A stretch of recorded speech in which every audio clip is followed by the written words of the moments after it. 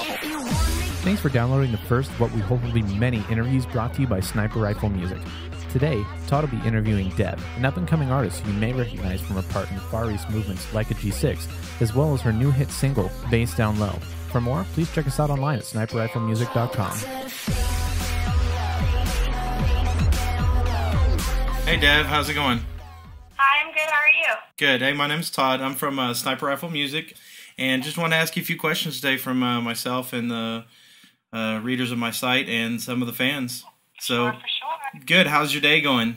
My day's good, thank you. How's your day? It's good. It sounds a little crazy and hectic. A little bit. It's all good, though. How were you discovered? Well, I was discovered by the Cataracts on MySpace 3 years ago. Now, working with those guys, one of the fans that reads the site had asked, how have they helped influence your sound when you kind of look at the grand perspective of the last couple of years?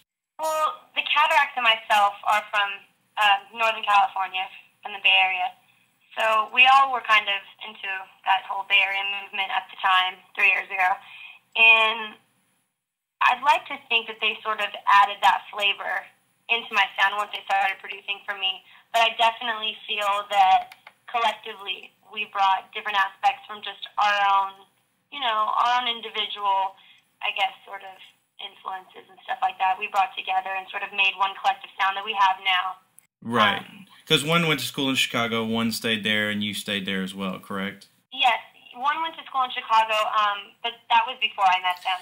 Okay, I guess talking about MySpace, with the possible closure of MySpace, how do you feel that like social media is going to affect you and future artists being discovered? Do you think it's going to move more towards Facebook, or you move it towards Twitter, or do you think YouTube's the next thing, or where do you think it's going to go from there? That's a really good question, actually. I think that YouTube will probably be the next biggest thing. Like Justin Bieber got really popping off of YouTube and things like that. And I think that it's a lot better for artists because it adds a visual sort of aspect to it as well. It's not just like MySpace, you can just listen to tracks. So I definitely think YouTube and Twitter too, even though Twitter, doesn't really have anything to do with music, it definitely is the easiest way to, know what artists are doing, what people are doing, and to keep in touch. So probably YouTube and Twitter, I think. Do you think that YouTube is now kind of this generation's MTV, or do we think MTV is still MTV? Actually, I do, I guess. I've never really thought about it like that. That's funny. But I would say that, yeah, YouTube has become the new MTV. MTV still does its thing, but YouTube just, it gives a little bit more, so. Do you prefer Twitter or Facebook? I prefer Twitter. I love both, and I'm on both constantly. But Twitter's a little bit easier for me, I guess, because I don't really have to check a bunch of different comments and stuff like that. It's just sort of more direct.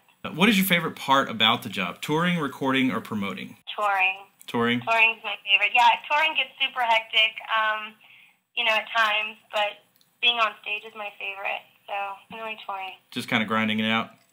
Yeah, for sure. Yeah. I love being in the studio, I do, and I love getting to write these songs about everything that I do and telling my stories, but, I can't describe the feeling on stage.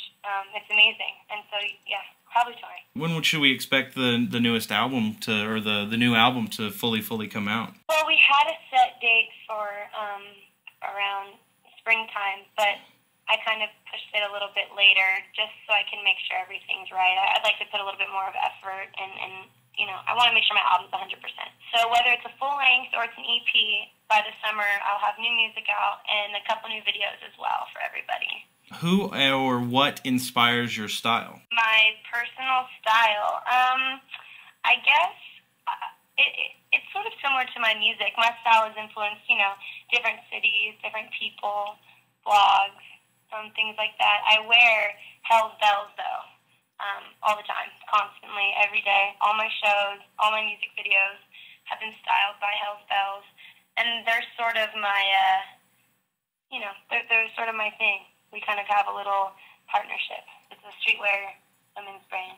So your sunglasses are one of your trademark things. You're one of your signature things. Where do you get them? Is one of the fans asked. That's so cute.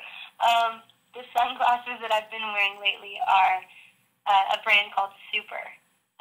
that I got over the internet, actually. Okay, cool. So fans can just kind of Google them and find out what's going on. Yeah, they have a bunch of different styles and stuff. So. If you were to trade places with anyone in the world, who would it be and why? If I could trade places with anyone in the world, I don't know. I kind of like me. That's pretty badass. I don't know. I guess maybe Eminem. Even though he does music too, I love Eminem. There you go. If he's gonna read this, tell him to holler at me. Okay, I will. What is your guilty pleasure food?